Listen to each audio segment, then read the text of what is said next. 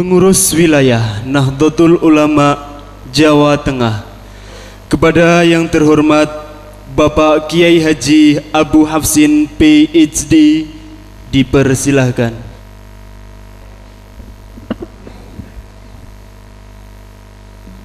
Assalamualaikum warahmatullahi wabarakatuh. Alhamdulillah, wassalatu wassalamu ala rasulillah wa ala alihi wa sahbihi wa mawalah, amma ba'du. Hadratal muhtaramin, para sepuh, para alim ulama, para kiai, wabil khusus Rais Syuriah, pengurus cabang Nahdlatul Ulama Kabupaten Batang beserta seluruh jajaran Syuriah. Yang kami hormati Bapak Bupati Kabupaten Batang beserta seluruh jajaran forum komunikasi pimpinan daerah yang kami hormati, Ketua Tanfidiyah Kabupaten Batang beserta seluruh jajaran Tanfidiyah yang kami hormati, para undangan baik dari organisasi sosial kemasyarakatan maupun organisasi politik beserta seluruh badan otonom, lajnah dan lembaga yang ada di bawah naungan PCNU Kabupaten Batang, bapak-bapak pengurus Syuriah maupun Tanfidiyah dari MWCNU yang ada di Kabupaten Batang dan seluruh ranting yang ada di Kabupaten Batang. Alhamdulillah, pada pagi hari ini kita berkumpul di sini untuk melaksanakan sebuah mekanisme yang merupakan mekanisme organisasi untuk melaksanakan sebuah konferensi yang merupakan mekanisme peralihan kekuasaan 5 tahunan dalam organisasi Nahdlatul Ulama ini.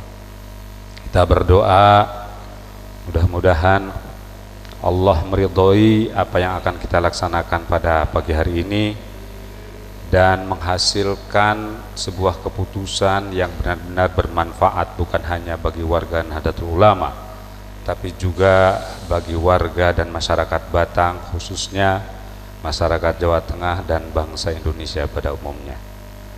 Kemudian sholawat serta salam semoga senantiasa dilimpahkan selalu kehadiran baginda Rasulullah Sallallahu Alaihi Wasallam yang telah menjadi wasilah bagi kita untuk mendapatkan nikmat iman maupun Islam, nikmat yang tidak ternilai, sungguh tidak ternilai. Oleh karena itu bernahdlatul ulama sebenarnya juga dalam rangka mewujudkan rasa syukur kita kepada Allah yang telah menjadikan kita sebagai umat iman yang beriman dan yang berislam.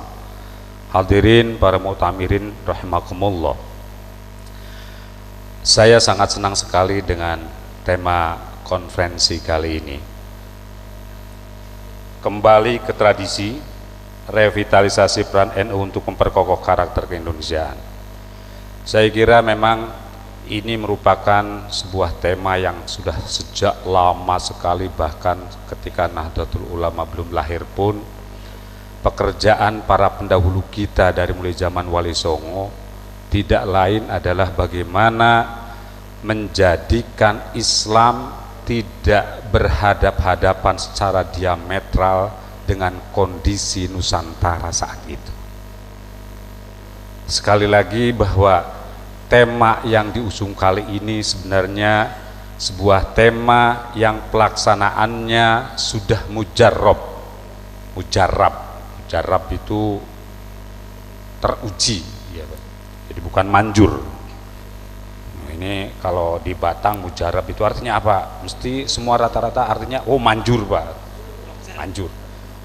Mujarab itu kan berasal dari bahasa Arab gitu kan, jadi jarroba berasal dari kata-kata jarroba yujarribu tajriban.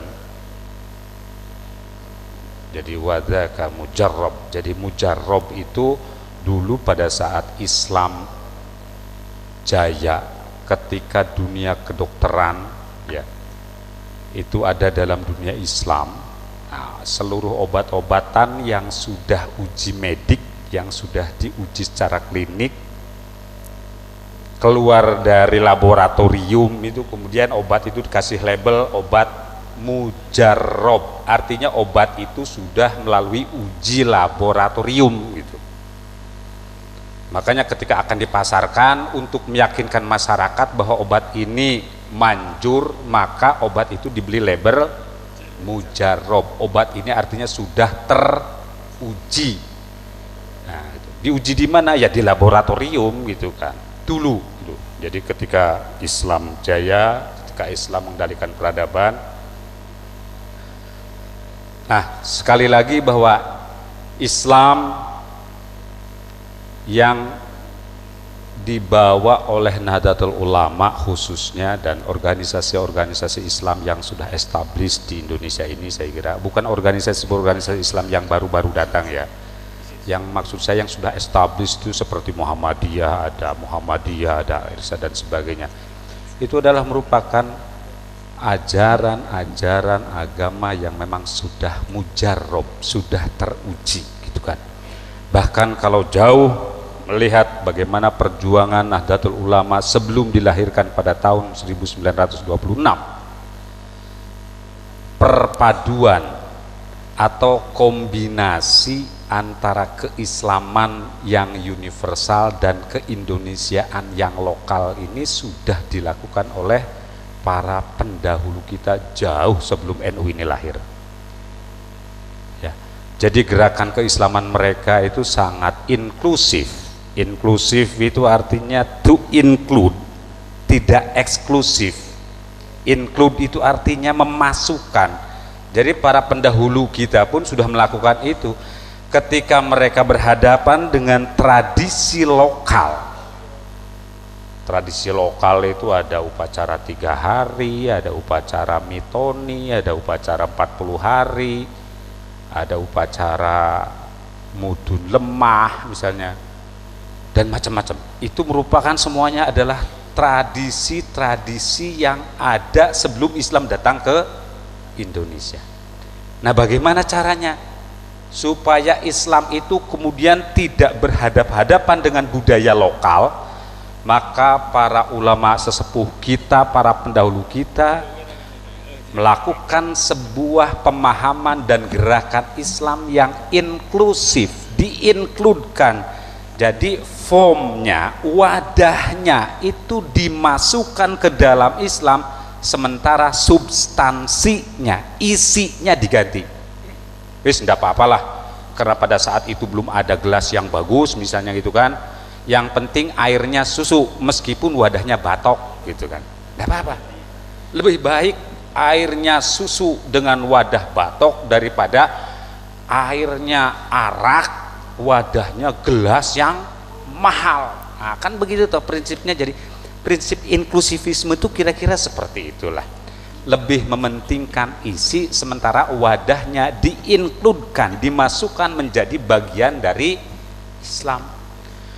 Maka dengan upaya-upaya para pendahulu kita itulah muncul Islam keindonesiaan, Islam dengan karakter keindonesiaan, yang saya kira ini merupakan ciri yang sangat khas sekali khususnya di Nusantara, karena saya melihat tradisi yang biasa dikembangkan oleh warga Nahdlatul Ulama ini bukan hanya berkembang di Jawa tetapi juga di luar Jawa, bahkan di Malaysia pun saya mendapatkan hal yang sama, di Thailand pun, di Bangkok. Saya lama hidup di Bangkok.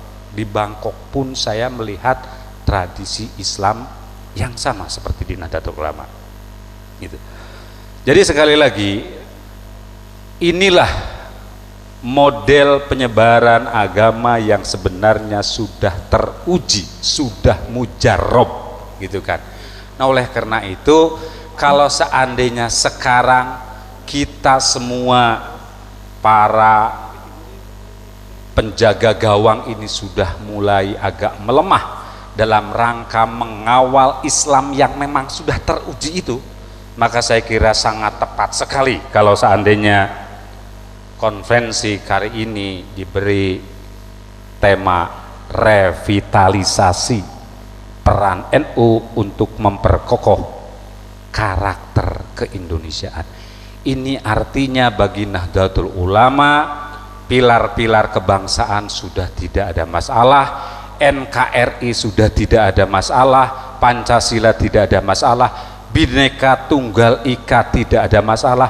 Kita hidup dalam negara yang sangat plural, dalam negara multikultural. Oleh karena itu saya kira perlu ada penyadaran bersama bahwa kita hidup dalam negara Pancasila, konstitusinya Undang-Undang Dasar 45, heterogenitas warganya itu Bhinneka Tunggal Ika, dan untuk bentuk negaranya negara kesatuan, bukan negara federasi. Ini artinya bagi NU sudah tidak ada masalah.